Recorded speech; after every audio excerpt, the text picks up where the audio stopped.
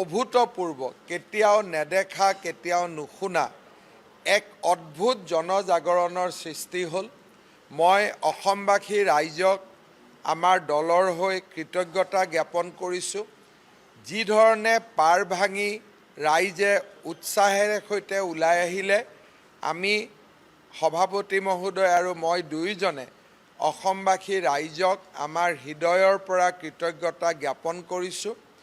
নিৰ্বাচনী প্ৰচাৰ অভিযানৰ সময়ছোৱাতো ৰাইজৰ সহায় সহযোগিতা আমি কামনা কৰিছোঁ আৰু নিশ্চিতভাৱে তেখেতসকলৰ আশীৰ্বাদত, অসমবাসী ৰাইজৰ আশীৰ্বাদত ভাৰতীয় জনতা পাৰ্টীৰ প্ৰাৰ্থীসকল বিজয়ী হ'ব বুলিও মই আশা কৰিছোঁ।